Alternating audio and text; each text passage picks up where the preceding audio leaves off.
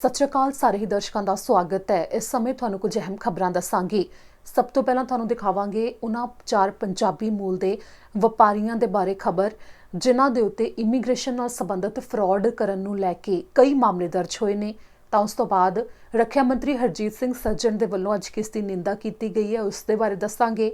ਤੇ ਉਸ ਤੋਂ ਬਾਅਦ ਤੁਹਾਨੂੰ ਦੱਸਾਂਗੇ ਕਿ ਕੈਨੇਡਾ ਸਰਕਾਰ ਨੇ ਪਲਾਸਟਿਕ ਜੋ ਇੱਕ ਵਾਰ ਵਰਤੋਂ 'ਚ ਆਉਂਦੀ ਹੈ ਉਸ ਨੂੰ ਬੈਨ ਕਰਨ ਨੂੰ ਲੈ ਕੇ ਕੀ ਐਲਾਨ ਕੀਤਾ ਹੈ। ਤੇ ਉਸ ਤੋਂ ਬਾਅਦ ਕਿਚਨਰ ਦੇ ਵਿੱਚ ਕਈ ਵਾਹਨਾਂ ਨੂੰ ਅੱਗ ਲੱਗਣ ਦਾ ਮਾਮਲਾ ਸਾਹਮਣੇ ਆਇਆ ਹੈ ਤੇ ਇੱਕ 7 ਸਾਲ ਦੀ ਬੱਚੀ ਨੇ ਕਿਵੇਂ ਬਹਾਦਰੀ ਦਿਖਾਉਂਦੇ ਹੋਏ ਆਪਣੀ ਮਾਂ ਦੀ ਜਾਨ ਬਚਾਈ ਤੇ ਉਸ ਨੂੰ ਸਨਮਾਨਿਤ ਕੀਤਾ ਗਿਆ। ਤੇ ਸਭ ਤੋਂ ਪਹਿਲਾਂ ਸ਼ੁਰੂਆਤ ਕਰਦੇ ਹਾਂ ਵੱਡੀ ਖਬਰ ਦੇ ਨਾਲ ਜੋ ਇਮੀਗ੍ਰੇਸ਼ਨ ਨਾਲ ਸੰਬੰਧਿਤ ਫਰਾਡ ਦਾ ਮਾਮਲਾ ਸਾਹਮਣੇ ਆਇਆ ਹੈ। ਇਸ ਤੋਂ ਪਹਿਲਾਂ ਇੱਕ ਇਮੀਗ੍ਰੇਸ਼ਨ ਕੰਸਲਟੈਂਟ ਤੇ ਉਸ ਦੀ ਪਤਨੀ ਦੇ ਉੱਤੇ ਕਈ ਮਾਮਲੇ ਦਰਜ ਹੋਏ ਸੀ, ਜਿਸ ਤੋਂ ਬਾਅਦ ਕੈਨੇਡਾ ਬਾਰਡਰ ਸਰਵਿਸਿਜ਼ ਦੇ ਅਧਿਕਾਰੀਆਂ ਦੇ ਵੱਲੋਂ ਹੁਣ 4 ਪੰਜਾਬੀ ਮੂਲ ਦੇ ਵਪਾਰੀਆਂ ਦੇ ਉੱਤੇ ਮਾਮਲੇ ਦਰਜ ਕੀਤੇ ਗਏ ਨੇ। ਕਈ ਦਰਜਨਾਂ ਮਾਮਲੇ ਉਹਨਾਂ ਦੇ ਉੱਤੇ ਦਰਜ ਹੋਏ ਨੇ। ਇਮੀਗ੍ਰੇਸ਼ਨ ਫਰਾਡ ਦੇ ਮਾਮਲੇ ਦੇ ਵਿੱਚ ਇੱਕ ਇਮੀਗ੍ਰੇਸ਼ਨ ਕੰਸਲਟੈਂਟ ਤੋਂ ਬਾਅਦ ਹੁਣ 4 ਪੰਜਾਬੀ ਮੂਲ ਦੇ ਵਪਾਰੀਆਂ ਦੇ ਉੱਤੇ ਵੀ ਮਾਮਲੇ ਦਰਜ ਹੋ ਗਏ ਨੇ। ਕੈਨੇਡਾ ਬਾਰਡਰ ਸਰਵਿਸਿਜ਼ ਏਜੰਸੀ ਦੇ ਵੱਲੋਂ 4 ਸਾਲ ਤੋਂ ਕੈਨੇਸ਼ੀਆ ਇਮੀਗ੍ਰੇਸ਼ਨ ਏਜੰਟਸ ਦੇ ਸੰਬੰਧੀ ਜਾਂਚ ਕੀਤੀ ਜਾ ਰਹੀ ਸੀ, ਜਿਸ ਦੇ ਵਿੱਚ ਰੁਪਿੰਦਰ ਬਾਠ ਤੇ ਉਸ ਦੀ ਪਤਨੀ ਨਵਦੀਪ ਬਾਠ ਦਾ ਨਾਮ ਸਾਹਮਣੇ ਆਇਆ।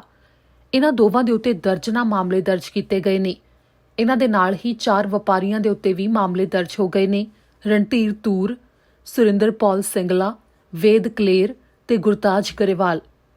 ਇਹਨਾਂ ਦੇ ਨਾਮ ਅਧਿਕਾਰੀਆਂ ਨੇ ਜਨਤਕ ਕੀਤੇ ਨੇ ਤੇ ਦੱਸਿਆ ਕਿ ਇਮੀਗ੍ਰੇਸ਼ਨ ਨਾਲ ਸੰਬੰਧਿਤ ਫਰਾਡ ਦੇ ਮਾਮਲਿਆਂ ਵਿੱਚ ਇਹਨਾਂ ਦੇ ਉੱਤੇ ਕਈ ਮਾਮਲੇ ਦਰਜ ਕੀਤੇ ਗਏ ਨੇ। ਕੈਨੇਡਾ ਬਾਰਡਰ ਅਧਿਕਾਰੀਆਂ ਦੇ ਵੱਲੋਂ ਜੋ ਜਾਂਚ ਕੀਤੀ ਜਾ ਰਹੀ ਹੈ ਉਸ ਦੇ ਵਿੱਚ 25 ਹੋਰ ਕੰਪਨੀਆਂ ਦੀ ਸੂਚੀ ਵੀ ਮੌਜੂਦ ਹੈ, ਜਿਨ੍ਹਾਂ ਵਿੱਚ 144 ਪ੍ਰਵਾਸੀਆਂ ਦੇ ਨਾਮ ਵੀ ਸ਼ਾਮਲ ਨੇ। ਕੈਨੇਡਾ ਬਾਰਡਰ ਸਰਵਿਸਿਜ਼ ਦੇ ਵੱਲੋਂ ਗੈਰੀ ਸਿੱਧੂ ਦੇ ਵੱਲੋਂ ਜਾਂਚ ਕੀਤੀ ਜਾ ਰਹੀ ਸੀ, ਜਿਨ੍ਹਾਂ ਨੇ ਅਦਾਲਤ ਵਿੱਚ ਡਾਕੂਮੈਂਟ ਜਮ੍ਹਾਂ ਕਰਵਾਏ, ਜਿਸ ਦੇ ਵਿੱਚ ਪ੍ਰਵਾਸੀਆਂ ਨੂੰ ਵਰਕ ਪਰਮਿਟ ਦਿਵਾਉਣ ਦੇ ਲਈ ਫਰਾਡ ਤੇ ਜਾਲੀ ਤਜਰਬਾ ਦਿਖਾ ਕੇ PR ਦਿਵਾਉਣ ਦੇ ਲਈ ਫਰਾਡ ਵੀ ਕੀਤੇ ਗਏ ਨੇ, ਅਜਿਹਾ ਜ਼ਿਕਰ ਕੀਤਾ ਗਿਆ। ਇਸ ਦੇ ਨਾਲ ਹੀ ਪ੍ਰਵਾਸੀਆਂ ਨੂੰ ਵਰਕ ਪਰਮਿਟ ਦਿਵਾਉਣ ਦੇ ਲਈ ਜਾਲੀ ਨੌਕਰੀਆਂ ਬਣਾਉਣ ਸੰਬੰਧੀ ਵੀ ਫਰਾਡ ਦਾ ਹੀ ਮਾਮਲਾ ਹੈ। LMIA ਇਹਨਾਂ ਕੰਪਨੀਆਂ ਦੇ ਨਾਮ ਦੇ ਉੱਤੇ ਪ੍ਰਵਾਸੀ ਕਾਮਿਆਂ ਨੂੰ ਦਿੱਤੇ ਜਾ ਰਹੇ ਸੀ, ਜਿਸ ਦੇ ਵਿੱਚ ਪ੍ਰਵਾਸੀਆਂ ਨੂੰ ਜਾਲੀ ਨੌਕਰੀਆਂ ਮੋਟੀ ਕੀਮਤ ਦੇ ਉੱਤੇ ਵੇਚੀਆਂ ਜਾਂਦੀਆਂ ਸੀ, ਜਿਸ ਦੇ ਵਿੱਚ ਅਧਿਕਾਰੀਆਂ ਨੇ ਦੱਸਿਆ ਕਿ ਪ੍ਰਵਾਸੀ ਇਹ ਸੋਚ ਕੇ ਪੈਸੇ ਦਿੰਦੇ ਸੀ ਕਿ ਉਹ ਨੌਕਰੀਆਂ ਖਰੀਦ ਰਹੇ ਨੇ ਤੇ ਕੈਨੇਡਾ ਪਹੁੰਚ ਕੇ ਉਹਨਾਂ ਦੇ ਲਈ ਕੋਈ ਨੌਕਰੀ ਹੁੰਦੀ ਹੀ ਨਹੀਂ ਸੀ। ਇਸ ਦੌਰਾਨ ਰਣਧੀਰ ਤੂਰ, ਜਿਸ ਦਾ ਨਾਮ ਰੈਡੀ ਤੂਰ ਵੀ ਹੈ, ਡੈਜ਼ਰਟ ਹਿਲਸ ਐਸਟੇਟ ਵਾਈਨਰੀ ਤੋਂ, ਜਿਸ ਦੇ ਉੱਤੇ 18 ਮਾਮਲੇ ਦਰਜ ਹੋਏ ਨੇ। ਉਸ ਤੋਂ ਬਾਅਦ ਸੁਰਿੰਦਰਪਾਲ ਸਿੰਗਲਾ, ਜੋ ਸਿੰਗਲਾ ਬ੍ਰਦਰਸ ਹੋਲਡਿੰਗਸ ਲਿਮਿਟਿਡ ਤੋਂ ਹੈ, ਉਸ ਦੇ ਉੱਤੇ 10 ਮਾਮਲੇ ਦਰਜ ਹੋਏ ਨੇ।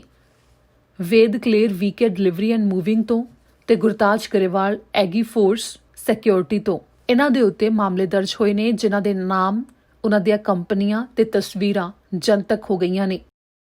ਇੱਥੇ ਜ਼ਿਕਰਯੋਗ ਹੈ ਕਿ ਵਰਕ ਪਰਮਿਟ ਪ੍ਰਵਾਸੀਆਂ ਨੂੰ ਦਿਵਾਉਣ ਦੇ ਨਾਮ ਦੇ ਉੱਤੇ ਜੋ LMIA ਵੇਚੀਆਂ ਜਾਂਦੀਆਂ ਨੇ ਤੇ ਜਾਲੀ ਜਾਣਕਾਰੀ ਲੈ ਕੇ ਵੀ LMIA ਕਢਵਾਈਆਂ ਜਾਂਦੀਆਂ ਨੇ ਤੇ ਉਹਨਾਂ ਨੂੰ ਅੱਗੇ ਇੱਕ ਮੋਟੀ ਕੀਮਤ ਦੇ ਉੱਤੇ ਵੇਚਿਆ ਜਾਂਦਾ ਹੈ ਤੇ ਇਸ ਦੇ ਉੱਤੇ ਜਾਂਚ ਚੱਲ ਰਹੀ ਸੀ, ਜਿਸ ਤੋਂ ਬਾਅਦ ਅਧਿਕਾਰੀਆਂ ਦਾ ਕਹਿਣਾ ਹੈ ਕਿ ਹੋਰ ਵੀ ਕਈ ਕੰਪਨੀਆਂ ਨੇ ਜਿਸ ਦੇ ਉੱਤੇ ਇਸ ਸਮੇਂ ਜਾਂਚ ਕੀਤੀ ਜਾ ਰਹੀ ਹੈ।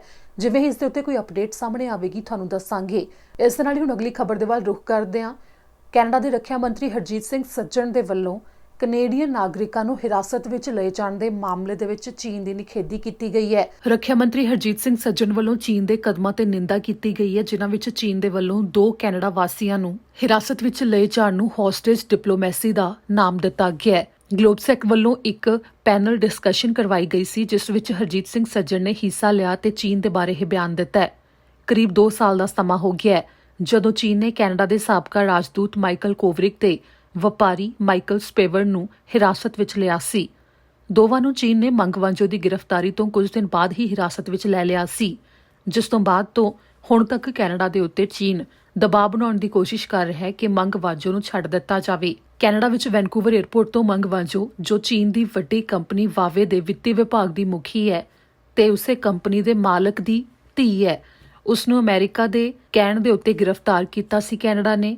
ਅਮਰੀਕਾ ਨੇ ਮੰਗਵਾਂਜੋ ਤੇ ਫਰਾਡ ਦੇ ਇਲਜ਼ਾਮ ਲਾਏ ਹੋਏ ਨੇ। ਹਰਜੀਤ ਸਿੰਘ ਸੱਜਣ ਨੇ ਦੱਸਿਆ ਕਿ ਚੀਨ ਨੇ ਦੋਵਾਂ ਕੈਨੇਡਾ ਵਾਸੀਆਂ ਨੂੰ ਅਜਿਹੀ ਜੇਲ੍ਹ ਦੇ ਵਿੱਚ ਰੱਖਿਆ ਹੋਇਆ ਹੈ ਜਿੱਥੇ ਕਦੀ ਵੀ ਲਾਈਟਾਂ ਬੰਦ ਨਹੀਂ ਹੁੰਦੀਆਂ। ਹਰਜੀਤ ਸਿੰਘ ਸੱਜਣ ਨੇ ਨਾਟੋ ਸੰਗਠਨ ਦਾ ਵੀ ਧੰਨਵਾਦ ਕੀਤਾ ਹੈ, ਜਿਨ੍ਹਾਂ ਨੇ ਕੈਨੇਡਾ ਨੂੰ ਸਹਿਯੋਗ ਦਿੰਦੇ ਹੋਏ ਚੀਨ ਨੂੰ ਦੋਵਾਂ ਕੈਨੇਡਾ ਵਾਸੀਆਂ ਨੂੰ ਛੱਡ ਦੇਣ ਦੇ ਲਈ ਕਿਹਾ ਹੈ।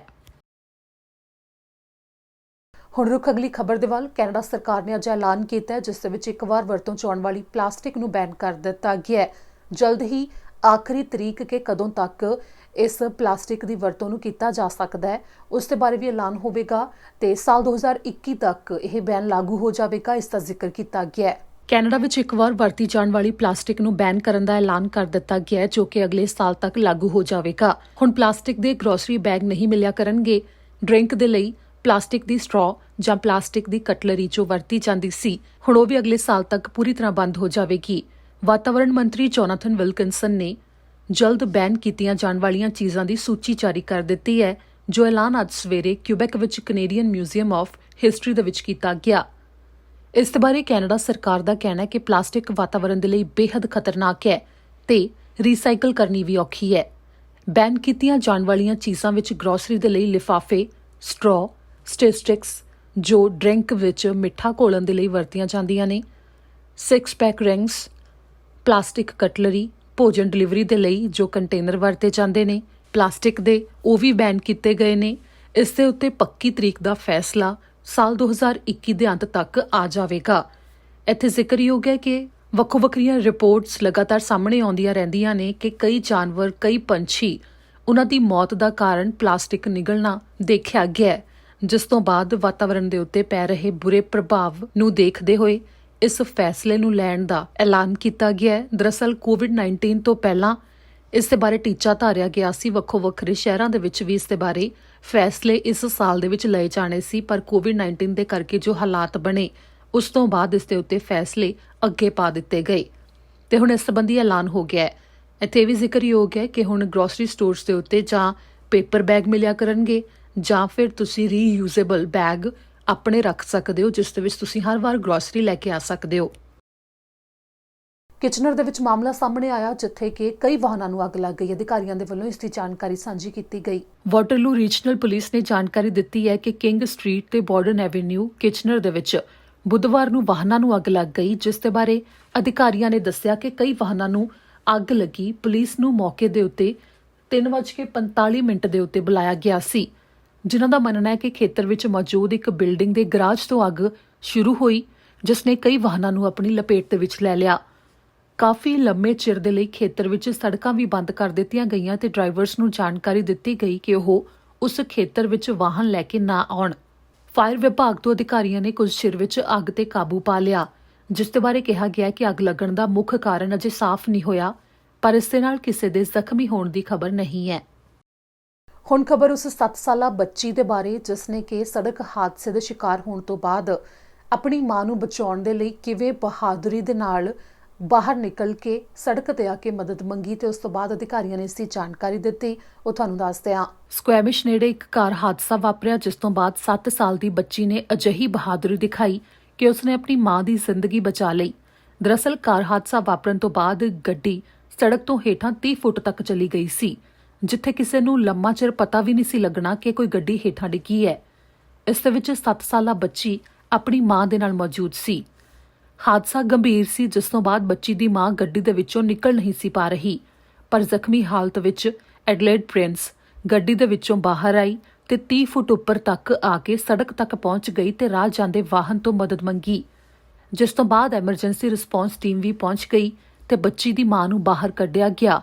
ਦੋਵਾਂ ਨੂੰ ਹਸਪਤਾਲ ਪਹੁੰਚਾਇਆ ਗਿਆ, ਜਿੱਥੇ ਹੁਣ ਦੋਵਾਂ ਦੀ ਹਾਲਤ ਸਥਿਰ ਦੱਸੀ ਜਾ ਰਹੀ ਹੈ।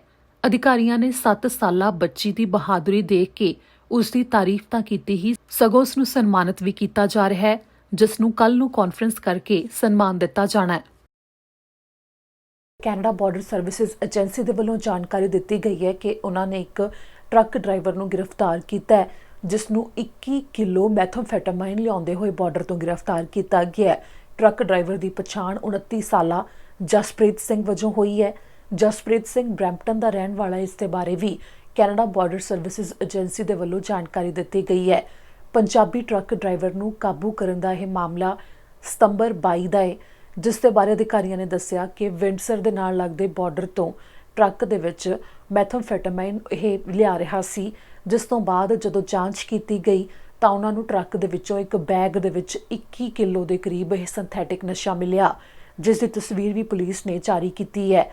ਇਸ ਦੌਰਾਨ ਵਿੰਡਸਰ ਤੋਂ ਆਰਸੀਐਮਪੀ ਦੇ ਅਧਿਕਾਰੀਆਂ ਨੇ ਵੀ ਨਾਲ ਮਿਲ ਕੇ ਇਸ ਦੇ ਉੱਤੇ ਜਾਂਚ ਸ਼ੁਰੂ ਕੀਤੀ, ਜਿਸ ਤੋਂ ਬਾਅਦ ਜਸਪ੍ਰੀਤ ਸਿੰਘ ਦੇ ਉੱਤੇ ਮਾਮਲੇ ਵੀ ਦਰਜ ਕਰ ਦਿੱਤੇ ਗਏ ਨੇ। ਇਹ ਸਨ ਹੁਣ ਤੱਕ ਦੇ ਕੁਝ ਅਪਡੇਟਸ। ਇਸ ਦੇ ਨਾਲ ਹੀ ਮੈਨੂੰ ਦਿਓ ਇਜਾਜ਼ਤ। ਸਤਿ ਸ਼੍ਰੀ ਅਕਾਲ।